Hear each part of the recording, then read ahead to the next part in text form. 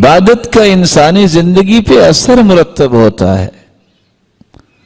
آج کسی سے کہا جاتا ہے کہ تم استغفار کیا کرو، استغفر اللہ کہہ دیا کرو، استغفر اللہ ربی من کل ذنب واتوب الیہ یہ کہہ دیا کرو، استغفر اللہ الذی لا الہ الا هو الحی القیوم واتوب الیہ یہ پڑھ لیا کرو، رب اغفر وارحم وتوب علی انک انت التواب الرحیم یہ پڑھ لیا کرو، اللہم انت ربی لا الہ الا انت خلقتنی وانا عبدک وانا على عهدك ووعدك ما استطعت اعوذ بك من شر ما صنعت ابوء لك بنعمتك علي وابوء بذنبي فاغفر لي فانه لا يغفر الذنوب الا انت۔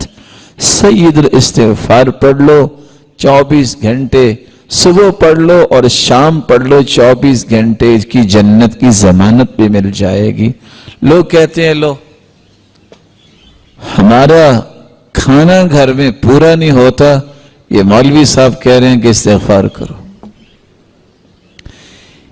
اس بیچارے کو سمجھنا چاہیے کہ تو کہتا ہے کھانا، تیرے پاس مال کی فراوانی اتنی آ جائے گی تو اس سے سنبھالا نہیں جائے گا۔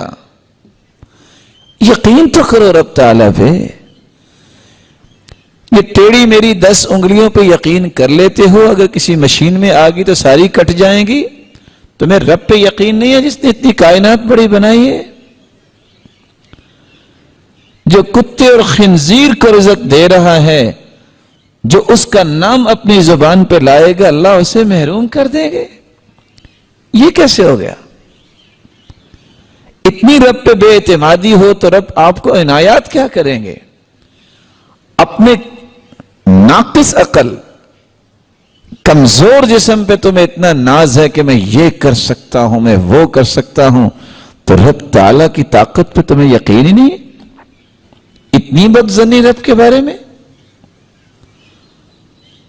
رسول اکرم صلی اللہ علیہ وآلہ وسلم نے سے فرمایا تھا من لزم الاستغفار جعل اللہ له من كل هم فرجا ومن كل ضيق مخرجا ورزقه من حيث لا يحتسب۔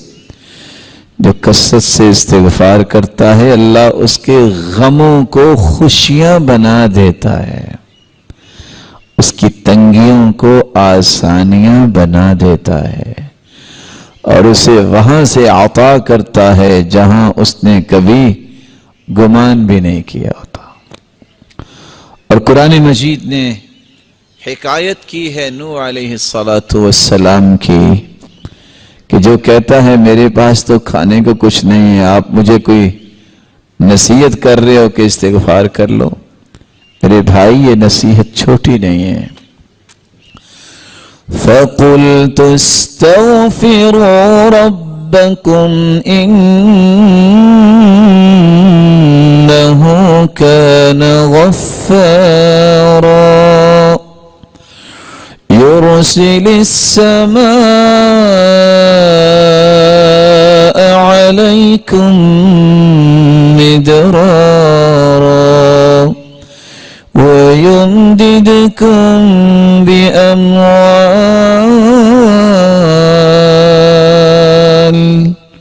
وَبَنِينَ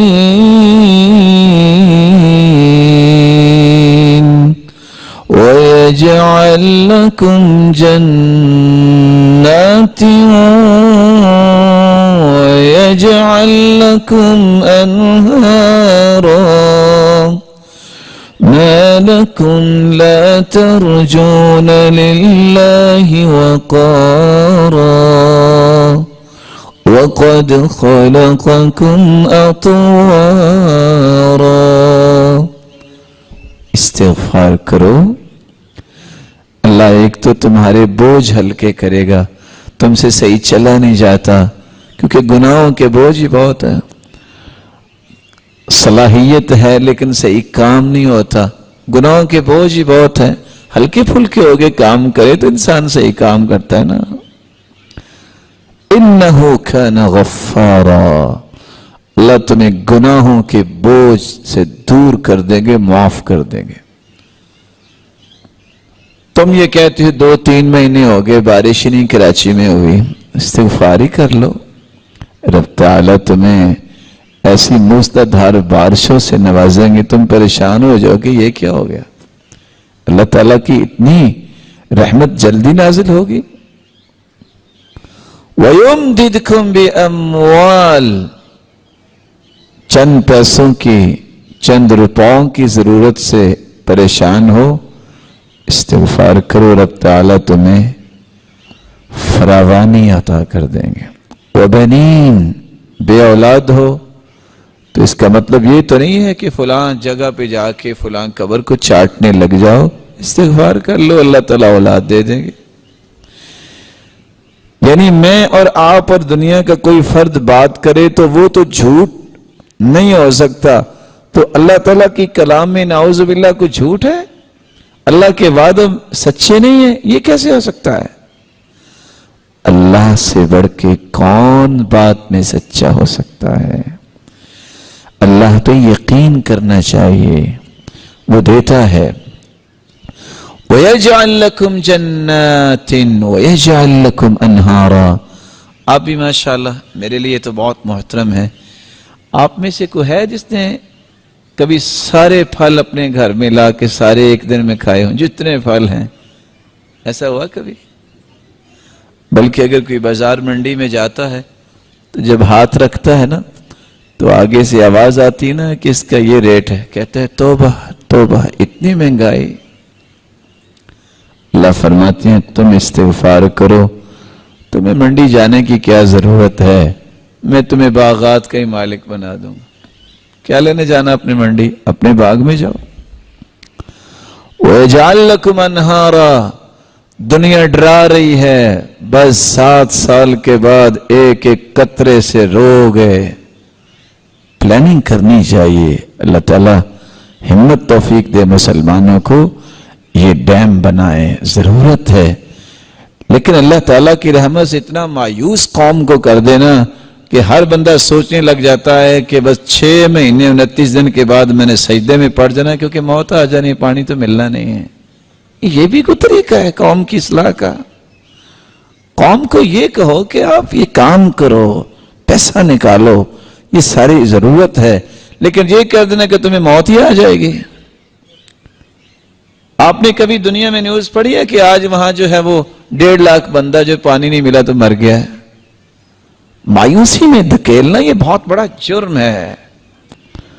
اللہ کی رحمت سے مایوس ہونا چاہیے، کوشش کرنی چاہیے، ہمت کرنی چاہیے۔ اللہ فرماتے ہیں میں تمہارے لیے نہریں جاری کر دوں گا، تمہارے لیے نہریں جاری کر دوں گا، تم استغفار کرو۔ اصل بات یہ ہے، یہ ایسے اسرار ہیں شریعت کے جس کے اندر یقین آ جائے نا، اللہ تعالیٰ دیتا اس کو ہے، دوسرے کو نہیں دیتا۔ وہ یزید بن مہران اپنے ماموں کے ساتھ باہر نکلتے تو ماموں کی عادت تھی اس کو دے دیا، اس کو دے دیا، اس کو دے دیا۔ وہ کہتے ماموں جان آپ لوگوں میں اتنا پیسہ بانٹتے ہیں تو آپ کا گزارا کیسے ہوتا ہے؟ کہا بیٹا جتنا میں دیتا ہوں میرا رب مجھے اس سے زیادہ دیتا ہے۔ کہتے اچھا؟ گیا گھر، جو اس نے پیسہ جمع کیا تھا درم و دینار لا کے تقسیم کر دیا۔ 1 دن گزرا، 2 دن گزرے، 3 دن، کہتے ماموں جان مجھے تو نہیں ملا۔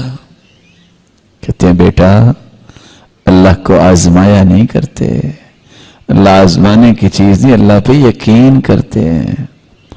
آپ یہ سمجھتے ہو کہ میں نے یہ کمیٹی ڈالی ہے تو چیک کرتا ہوں نکلتی ہے کہ نہیں، جب تک یقین نہیں ہوگا نہیں ملتا۔ آج یقین ختم ہو گیا ہے۔